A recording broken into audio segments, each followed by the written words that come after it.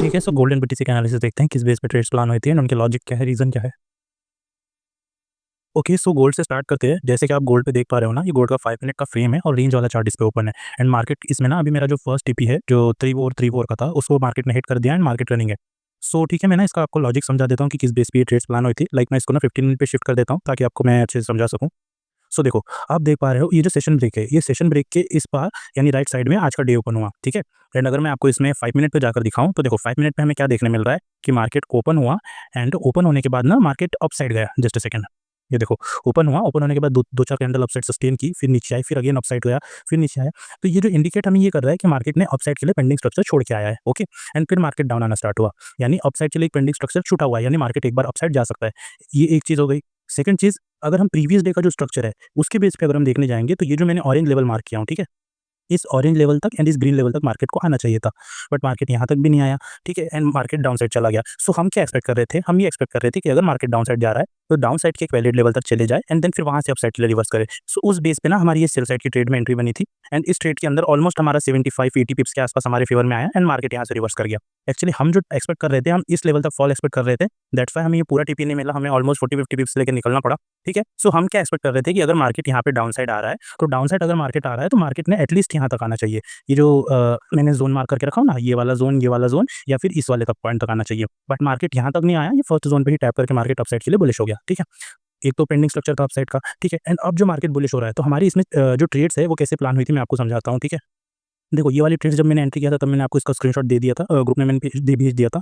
चाहो तो मैं इसका स्क्रीनशॉट लगा दूँगा, ठीक है? एंड सेकंड जो ट्रेड है, just a second, second trade यहाँ पर आप देखो, तो मार्केट ने क्या किया था, ये जो ओपनिंग का ब्लैक वाला लेवल है, यहाँ पे मार्केट ने रिजेक्शन लिया था, नहीं ब्लैक कैंडल बनी थी। तो हम क्या एक्सपेक्ट कर रहे थे कि डाउन साइड मार्केट को एक वैलिड लेवल तक आना चाहिए। इस बेस पर हम यहाँ पे एक सेल साइड की पोजीशन बनाए थे, बट उसमें हमारा एसएल गया। देन मार्केट जब इसको एक कैंडल ने इंगल्फ कर लिया, ग्रीन कैंडल ने, नेक्स्ट ग्रीन कैंडल ने इंगल्फ कर लिया, सो हमारे पास स्ट्रॉन्ग कंफर्मेशन आ गई कि मार्केट अब अपसाइड के लिए स्ट्रॉन्ग है। सो उस बेस पर हम यहाँ पर बुलिश हो गए, यहाँ पर हमारी बाय की ट्रेड बनी गोल्ड में। ये मैंने ग्रुप में आपको शेयर कर दिया था, मैं इसका स्क्रीनशॉट भी लगा दूँगा एंड सो ऑन। ये ट्रेड अभी भी कंटिन्यू है। मैं अपनी पोजीशन का भी स्क्रीनशॉट आपको शेयर कर दूँगा एंड ये जो ट्रेड का मैंने दिया था, ट्रेड का भी मैं आपको स्क्रीनशॉट यहाँ पे लगा दूँगा, ओके? सो ये ट्रेड रनिंग है, ये अभी एटलीस्ट यहाँ तक भी जा सकता है, ठीक है? गोल्ड अभी नेक्स्ट जो रेंज का टारगेट है हमारा, ये वाला, यहाँ तक ऑलमोस्ट 320 पिप्स हमें दे सकता है, ठीक है? एंड अगर अब हम इसका अदर चार्ट पे दूसरी कंफर्मेशन के साथ इसको समझने का ट्राई करते हैं, जस्ट अ सेकंड, मैं आपको हायर टाइम फ्रेम पे शिफ्ट करके दिखा देता हूँ।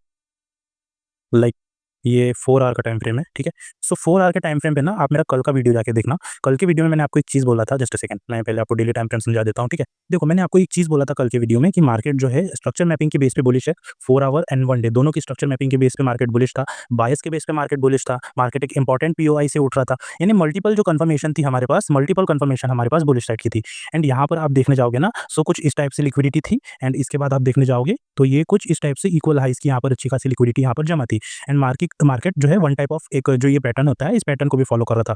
लाइक ये इस टाइप से इसके अंदर मूव कर रहा था। तो कल ही मैंने आपको बोला था कि हमें इसका अपसाइड एक ब्रेकआउट देखने को मिल सकता है, ठीक है? सो वैसा ही हुआ, आज की जो कैंडल है इसने अपसाइड ब्रेकआउट कर दिया है। अभी ब्रेकआउट एक्चुअल ब्रेकआउट है या फेक ब्रेकआउट है, ये तो हम एक-एक लेवल को ट्रैक करते जाएँगे, ठीक है? बट हाँ, अगर इसका ब्रेकआउट और हमें मिला तो ये और गोल्ड में अच्छा मोमेंटम हमें देखने को मिल सकता है, ठीक है? सो बायस के स्ट्रक्चर मैपिंग के एंड अदर कांसेप्ट के बेस पे हम बुलिश थे एंड रेंज वाले जो चार्ट है उसके बेस पे हमें एंट्री प्लान हुए, इसके बेस पे हमारा रिस्क मैनेजमेंट डिफाइन हुआ एंड हम ट्रेड में एंटर किए, ठीक है?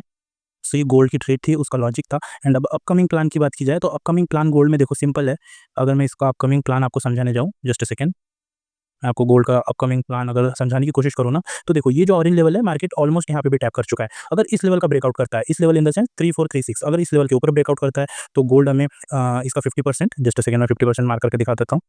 इसका 50% अगर हम देखने जाएँगे ना, सो इसका 50% एक ये होगा हमारे पास 3442 का लेवल एंड इसके ऊपर अगर मार्केट जाएगा, सो फिर हमें 3451 का लेवल, यहाँ तक हमें गोल्ड जाता हुआ देखने को मिल सकता है। फर्स्ट लेवल है 3442 का एंड देन फोर 3451 का, ठीक है? सो ये गोल्ड के नेक्स्ट टीपीज़ हो गए एंड अगर ये 3442 या 3451 से रिजेक्शन लेगा, सो हम एक छोटा-मोटा सेल साइड के लिए स्कैल्प कर सकते हैं, ठीक है? ध्यान रखना, सेल साइड के लिए बड़ी पोजीशन में हम एंटर नहीं करेंगे, छोटा-मोटा ही स्कैल्प करेंगे। बाय द वे आज फ्राइडे है, सो वीकेंड है, बाकी कल से 2 दिन, सो बाकी फिर हम मंडे से देखेंगे।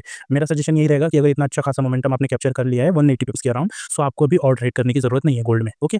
सो ये हो गया गोल्ड का trade logic and upcoming plan. And अगर आप बीटीसी पे चले, जस्ट अ सेकंड, मैं बीटीसी पे शिफ्ट करके दिखा देता हूँ, ठीक है? सो बीटीसी ना मॉर्निंग में थोड़ा-सा कन्फ्यूजिंग रहा हमारे लिए रेंज के बेस पे, जस्ट अ सेकंड, ठीक है? ये ऐसे समझ नहीं आएगा आपको, मेरे को इसके लिए आपको एक अदर चार्ट का एक कन्फर्मेशन लेना पड़ेगा, मैं आपको दिखा देता हूँ, जस्ट अ सेकंड, ठीक है? सो देखो, मैं ना इस पे हाई टाइम फ्रेम यूज़ कर रहा हूँ, 1 डे टाइम फ्रेम का, ठीक है?